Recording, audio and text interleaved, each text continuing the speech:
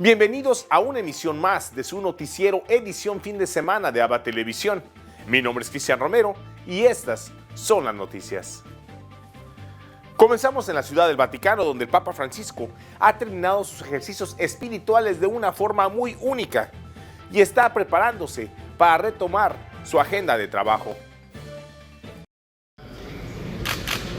El viernes es el último día de los ejercicios espirituales del Papa. Este año no se desplazó junto al resto de la curia a una casa apartada para hacerlos. La pandemia lo ha impedido y por eso cada uno lo hizo por su cuenta desde su casa. Francisco I no tuvo encuentros públicos ni oficiales. Tampoco participó en la predicación de Cuaresma impartida por el predicador de la Casa Pontificia, el cardenal Raniero Cantalamessa. Ma c'è una conversione per ogni stagione della vita. L'importante è vedere quella che il Signore ci addita come la più necesaria en este momento para ciascuno de noi. Como ayuda para hacer los ejercicios espirituales desde casa, el Papa había enviado a cardenales y obispos de la curia un libro llamado Abbi a cuore il Signore, que traducido sería algo así como Da importancia al Señor.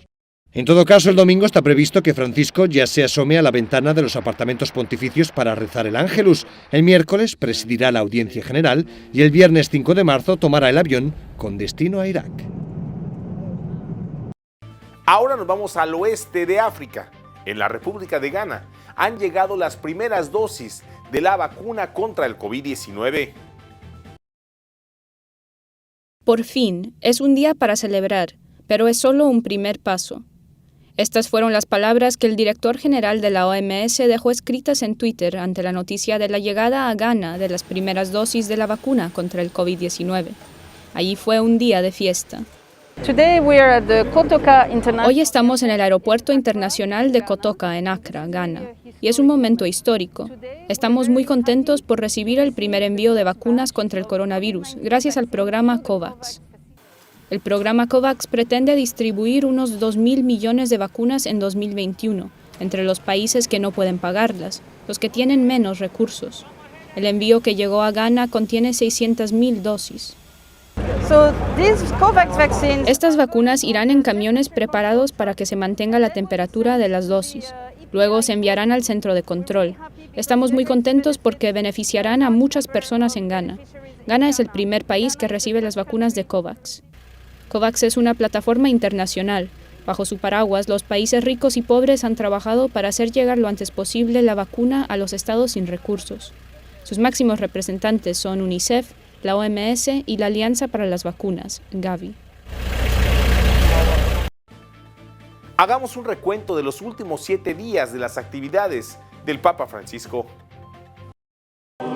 Semana especial de oración para el Papa Francisco y toda la curia del Vaticano, que desde este lunes suspendieron sus actividades públicas para rezar y meditar de modo individual.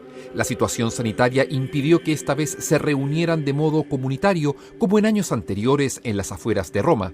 Eso sí, el Santo Padre envió a cada uno de los prelados de los dicasterios de la Santa Sede un libro con reflexiones espirituales para alentarlos en este tiempo de Cuaresma.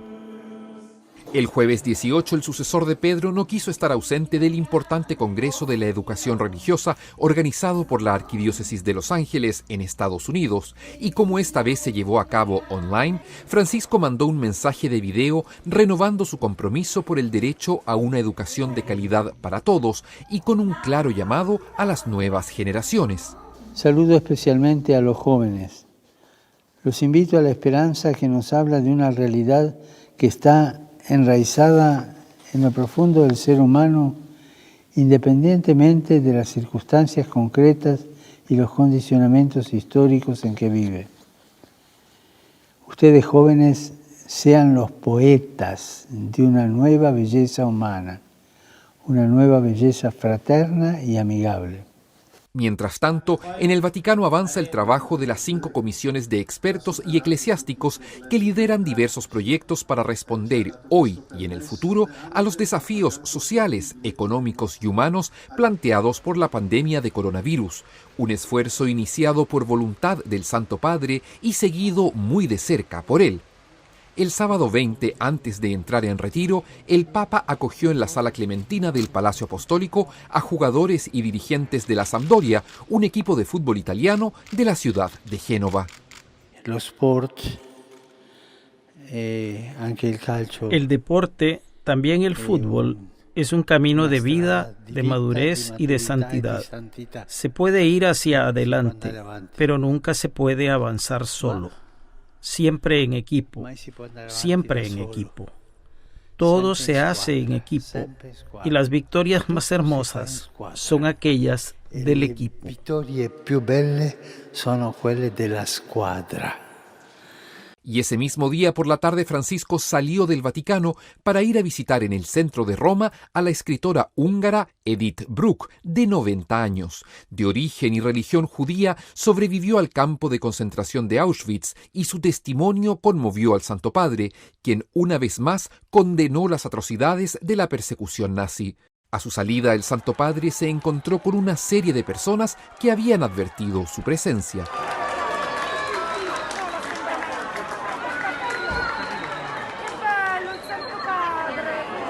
Y el Ángelus Dominical bajo una soleada plaza de San Pedro trajo una recomendación particular para la vida espiritual. Especialmente en este tiempo de Cuaresma, el Papa Francisco advirtió cómo reaccionar ante las tentaciones del demonio, siguiendo el ejemplo de Jesús en el desierto. Cuando se avvicina il seduttore, incomincia a sedurci noi. Cuando se acerca el seductor, comienza a seducirnos. Pero piensa esto, haz aquello. La tentación es la de dialogar con él, como hizo Eva. Y si nosotros entablamos diálogo con el diablo, seremos derrotados.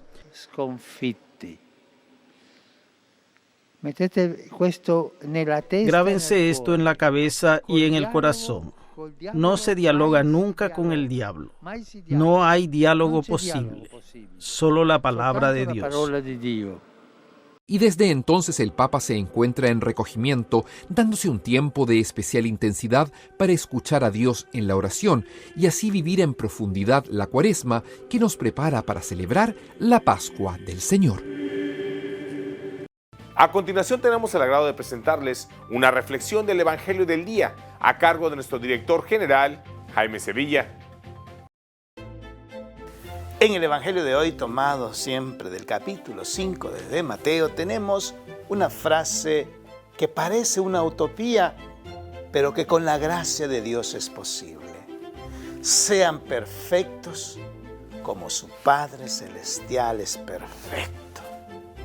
O sea, el llamado del Señor es para que tú y yo busquemos esa santidad, esa perfección. Por supuesto, será un desarrollo constante en nuestra vida diaria, pero ese es el llamado, a cumplir con esa voluntad del Padre. Y ahora el Señor nos invita a que amemos y perdonemos, pero sobre todo a que amemos a aquellos que nos han ofendido, a que amemos a aquellos que nos hacen la vida imposible, a que amemos a aquellos que nos han fallado, a que amemos no solamente a los hermanos de la iglesia, no solamente a los hermanos vecinos, no, que amemos a aquellos que nos incomodan, que nos quitan la paz en ocasiones, pero que con la gracia de Dios la recuperamos y volvemos nosotros nuevamente a saborear su presencia. Y en esto consiste la perfección. Y dice el Señor, porque ¿qué mérito tienen que simplemente amen a aquellos a los cuales todo les sale bien? ¿O a aquellos que le dicen sí a todo? ¿O a aquellos que nunca les han fallado? Eso no tiene ningún mérito. El verdadero mérito del amar es justamente aquellas personas que de alguna forma nos han hecho sentir mal. Ahí está el mérito. Y ese es el llamado de Jesús. Y por eso dice, sean perfectos, como su Padre Celestial es perfecto. Señor, danos tu gracia para vivir en tu presencia siempre. Que así sea.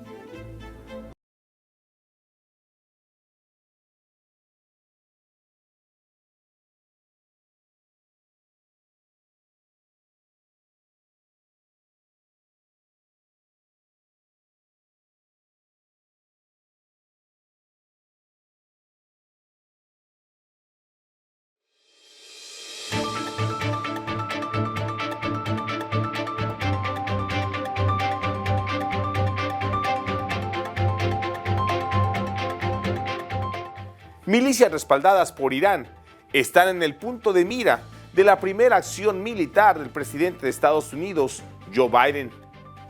Estados Unidos se llevó a cabo el jueves ataques aéreos en el este de Siria contra edificios pertenecientes a lo que, según el Pentágono, son milicias respaldadas por Irán, responsables de ataques recientes contra personal estadounidense y aliado en Irak. El presidente Biden autorizó los ataques en respuesta a las agresiones en Irak y a las continuas amenazas al personal estadounidense y de la coalición allí. El más reciente, una cometida con cohetes el 15 de febrero en el aeropuerto de Erbil, en el norte de Irak, mató a un contratista filipino de la coalición militar liderada por Estados Unidos e hirió a otros 6 de sus integrantes. Fue mi recomendación. Lo dijimos varias veces. Responderemos en nuestro cronograma y una vez más, queremos estar seguros acerca del tipo de actividad y queremos estar seguros de que teníamos los objetivos correctos. El ataque fue muy calibrado a la frontera entre Siria e Irak y fue de menor alcance por voluntad del presidente. El saldo de los fallecidos es aún incierto y podría variar entre 1 y 17 según las fuentes. La acción fue firmemente condenada por Rusia, otro actor clave en Oriente Medio. Reafirmamos que cualquier intento de convertir el territorio sirio en un escenario para ajustar cuentas geopolíticas es inaceptable. La represalia estadounidense fue destinada a castigar a los autores del ataque con cohetes, pero no a intensificar las hostilidades con Irán, señalaron las autoridades. Entre tanto, la administración Biden ha tratado de reanudar las conversaciones sobre un acuerdo nuclear con Irán, que el presidente Donald Trump había archivado. La decisión de Biden de atacar en Siria, según analistas, no parece indicar una intención de ampliar la participación militar de Estados Unidos en la región, sino más bien demostrar una voluntad de defender a las tropas estadounidenses en Irak. Jacopo Luzzi, Voz de América, Washington. Expertos advierten posible rebrote de COVID-19 en Estados Unidos. Las camas de hospital en Estados Unidos pueden volver a superar los promedios regulares de ocupación con pacientes complicados por causas subyacentes del COVID-19, de acuerdo a la Casa Blanca. Pese a la disminución de tasas de contagios y muertes por el virus, el presidente Joe Biden dijo que las variantes del SARS-CoV-2 van a elevar los niveles de hospitalización. Pero debo ser honesto con ustedes. Los casos y las hospitalizaciones podrían volver a aumentar con la aparición de nuevas variantes a medida que surjan. Así que quiero dejar algo muy claro. Este no es un momento para relajarse. Debemos seguir lavándonos las manos, manteniendo la distancia social y, por el amor de Dios, usar tapabocas. Parte de nuestro progreso en esta lucha se debe a que muchos estadounidenses están dando un paso al frente y haciendo esas cosas. Lo peor que podríamos hacer ahora es bajar la guardia. Además de incrementar la cantidad de personas vacunadas a nivel nacional, los expertos del equipo de respuesta especial de la Casa Blanca contra la pandemia determinaron que las variantes manifestadas en el país también deben ser contenidas con fórmulas de vacunas modificadas. Tenemos el 117, está aumentando en su prevalencia ahora en el país, con modelos que nos dicen que para fines de marzo podría ser la cepa abrumadora que realmente se está diseminando. Una de las formas de hacerlo es crear una versión de la vacuna que en realidad aborde directamente la variante particular en cuestión. José Pernalete, Voz de América, Miami.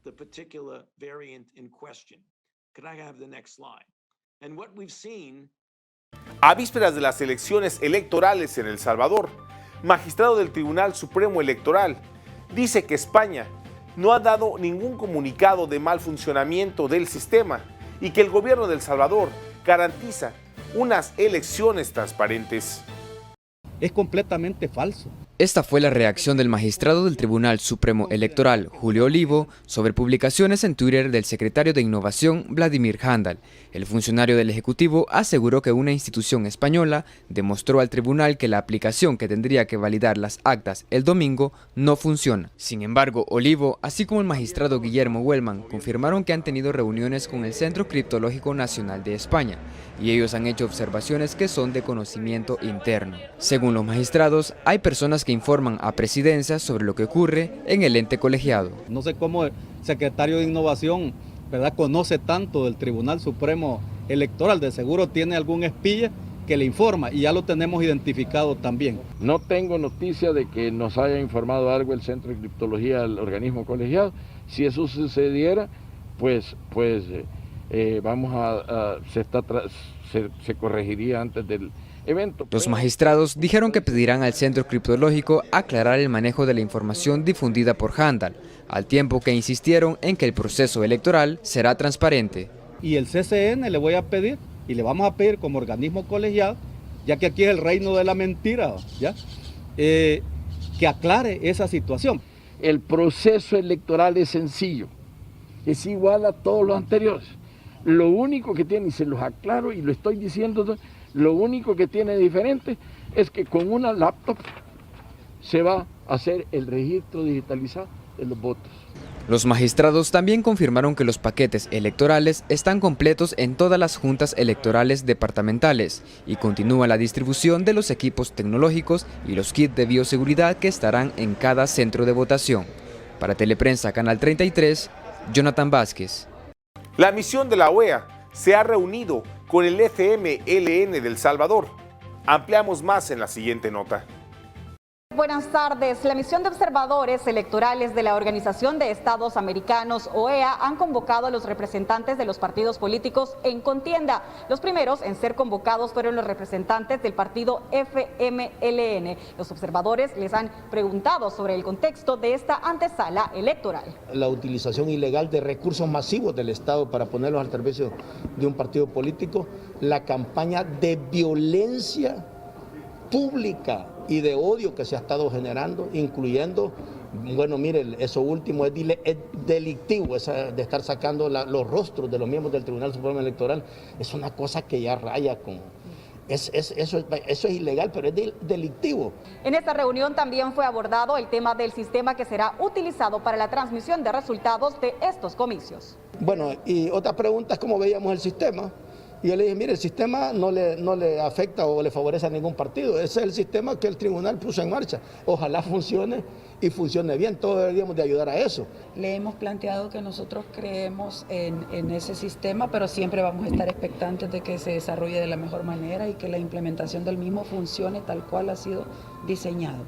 A esta reunión también fueron convocados representantes de la Fundación Salvadoreña para el Desarrollo Económico y Social, FUSADES, quienes en estas elecciones también desempeñan un papel de observadores nacionales. Lo que hemos hecho es conversar con ellos, plantear aspectos sobre cuál es el contexto en que se están desarrollando estas elecciones y también hemos tenido intercambios sobre qué aspectos tenemos que considerar para asegurar que las elecciones fluyan de forma normal y que podamos honrar esa aspiración democrática de los salvadoreños. En este momento la jornada se encuentra en receso. Se trata de un encuentro privado, por lo cual los periodistas no tenemos acceso ni a la sala ni a la agenda. Sin embargo, puedo confirmarles que se esperan más invitados para el resto de la tarde. Este es mi informe. Por supuesto, más detalles en la emisión estelar de Teleprensa. Ahora nos vamos a Sudamérica con nuestro amigo el padre Manuel Rodríguez Rodríguez, misionero claretiano de nuestra cadena hermana JN19 Televisión, con un reportaje especial desde Lima, Perú, de lo que está ocurriendo en ese país. Reporta para la cadena de televisión ABA y JN19 del Perú el padre Manuel Rodríguez Rodríguez, misionero claretiano desde Lima. Una buena noticia, ya han llegado 40 toneladas de oxígeno de Chile. Y cada semana van a llegar otros 40 mientras dura la emergencia sanitaria. Gracias Chile, y el presidente del gobierno, Sagasti, lo ha agradecido también. Faltan 43 días para las elecciones el 11 de abril. La Junta de Elecciones Nacional está evaluando algunos candidatos. 5 de ellos, por ejemplo, tienen sentencias. Luego están evaluando Forsyth y Rafael López Aliaga. Estamos esperando su sentencia. Se han vacunado ya 256.000 personas, generalmente pues los médicos, enfermeras y demás. Y a partir del martes ya algunos van a recibir la segunda dosis. candidato Hernando de Soto y otros muchos están pidiendo que los privados puedan comprar vacunas para los trabajadores de sus empresas, familiares y demás. Sin embargo, la primera ministra ha dicho que esto llegará cuando sobren vacunas. De momento no. Sin embargo, hay un movimiento fuerte pidiendo que puedan ya comprar vacunas las empresas y otras personas privadas que tienen medios. También ha llegado una planta de oxígeno al Hospital Loaiza. Felicitaciones. Y algo interesantísimo es el vicariato de Loreto de Iquitos, que está implementando la quinta planta de oxígeno. Fue la primera que a base de colectas logró varias plantas y esta es ya la quinta. Necesitaba pues 1.200.000 soles. Tenía 700.000 y una empresa ha dado 400.000. Felicitaciones, sobre todo pues al padre Raimundo Portelli, es un héroe consiguiendo plantas a base de hacer colectas y campañas. Felicitaciones, la iglesia está moviendo tremendamente para ayudar a los que están necesitados del oxígeno. Ayer se terminó el plazo para inscribir a los niños y adolescentes en las escuelas estatales. También en Machu Picchu, a partir del lunes, abre las puertas nuevamente por las dos vías, por el tren y también por la otra vía ya de carretera. Y esto pues es una gran noticia porque es el corazón del Perú, pues comienza a latir después de haber perdido más de 5.000 millones de soles. Pero ahora va a abrir las puertas y esto nos alegra mucho a todos. Perú sigue siendo una plaza de minería muy apetecible para el mundo entero a pesar de la pandemia. También es una muy buena noticia. Reportó para ABBA y JN19 el padre Manuel Rodríguez, misionero claretiano.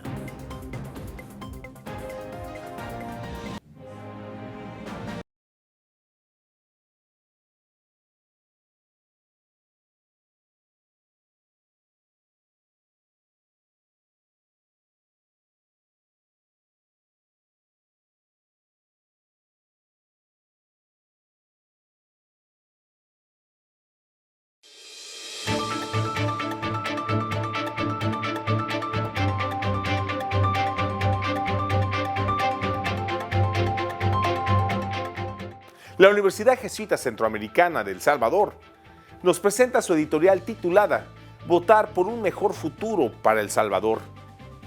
El domingo 28 de febrero tendrán lugar las elecciones que decidirán quiénes serán los alcaldes y alcaldesas de los 262 municipios del país y las 84 personas que ocuparán los curules de la Asamblea Legislativa. Después de varios meses de propaganda electoral en un clima de violencia y confrontación, es posible que hayan disminuido los ánimos para ir a votar. Pero asistir a las urnas es importante, no solo para ejercer un derecho, sino también para cumplir con el deber ciudadano de elegir a los mejores entre la multitud de candidatos.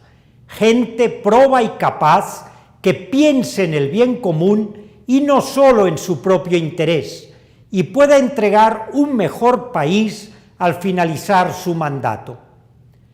Para ejercer el derecho al voto de manera responsable, es necesario estar bien informado, tanto acerca de los candidatos como de sus planes de trabajo, ver qué tan viables son sus propuestas y si responden a los problemas y las necesidades más sentidas de la población.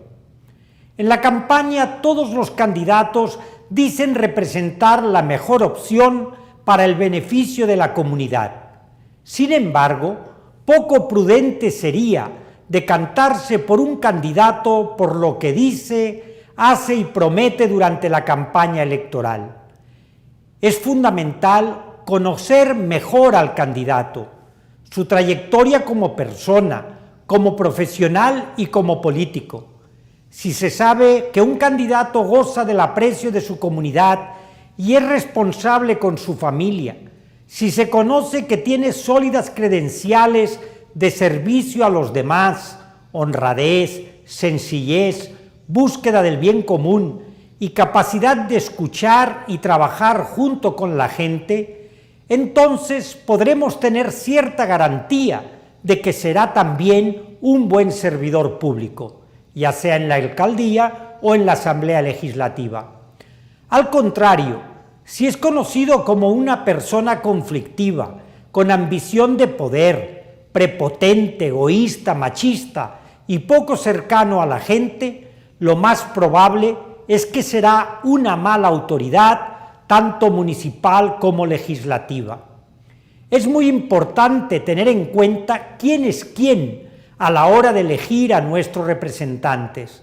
De lo contrario, seguiremos con políticos que manejan este país sin rumbo, sin planes estratégicos y sin que estén dispuestos a trabajar con la gente para convertir este país, hoy pobre, en uno próspero. Es tiempo de ir a votar, para que nadie más que nosotros y nosotras decidamos por el futuro de El Salvador. Hoy, 27 de febrero, en el Santoral de la Iglesia, celebramos el Día de San Gabriel de la Dolorosa. Conozcamos su historia. Y cuando estaba a punto de ser linchado por los paganos, que lo señalaban como el culpable de la sequía que azotaba Gaza, una densa nube que se había acumulado durante la procesión presidida por San Porfirio se descargó con intensidad. Los campos reverdecieron y al recuperar sus cosechas, la mayoría de los aldeanos se convirtió al cristianismo. Así culminó el enfrentamiento entre los lugareños que defendían a sus dioses y el obispo que los evangelizaba con celo, penitencia, ayuno, ejemplo, humildad. Y es que a sus 25 años, este Porfirio dejó atrás a su familia, su herencia en Tesalónica, y se refugió en una gruta en el desierto de Esquel en Egipto. Y 5 años después se instaló en una cueva cerca al río Jordán, desde la que, a pesar de los intensos dolores que sufría a causa del reumatismo que había contraído por la humedad, las insanas condiciones de su gruta y la magra alimentación que ingería, así iba todos los días a los lugares santos de Jerusalén para orar y meditar. Su devoción y piedad empezaron a ser admiradas por los peregrinos que acudían a él buscando consejo y salud. Sin pedirle consentimiento, el obispo de Jerusalén lo ordenó sacerdote a los 40 años y poco después, en el año 393, fue consagrado obispo contra su voluntad y nombrado para la diócesis de Gaza, a la que llegó en medio de las protestas de los paganos.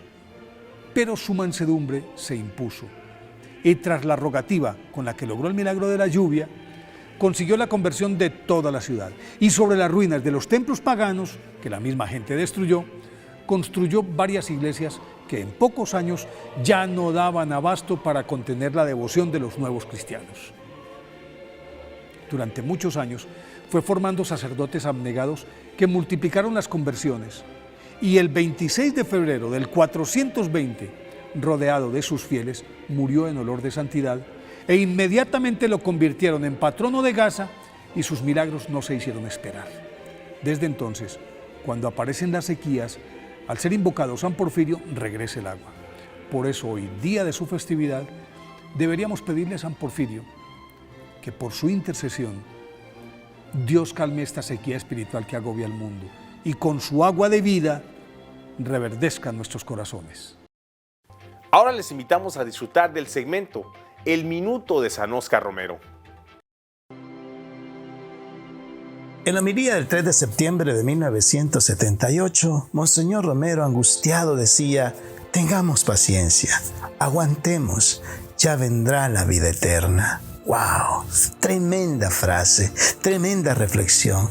En una sociedad tan convulsionada, en una sociedad tan sufrida, en una sociedad donde la muerte estaba a la orden del día, Monseñor Romero se siente uno con el pueblo y le dice: aguantemos, se involucra a él. Le dice: debemos nosotros de confiar que después de esto viene la vida eterna. ¡Qué hermoso! Hay esperanza para el que sufre, hay esperanza para el pobre, hay esperanza para el marginado. hay esperanza para el bautizado. Y para terminar el noticiero del día de hoy, les invitamos a unirnos en oración con el Papa Francisco por su intención del mes de febrero, que es por las mujeres que son víctimas de la violencia. Hoy sigue habiendo mujeres que sufren violencia psicológica, violencia verbal, violencia física, violencia sexual.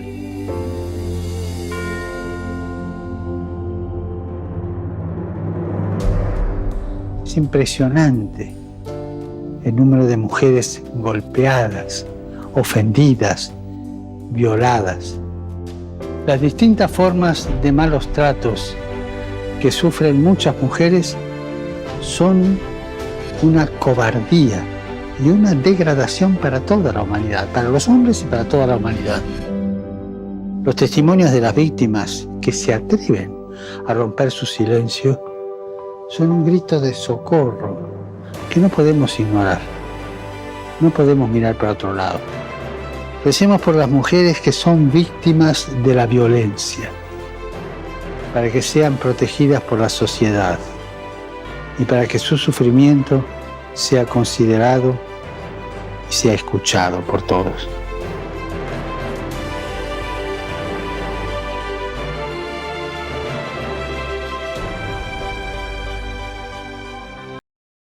Y así hemos llegado al final de una emisión más de su noticiero edición fin de semana de ABA Televisión.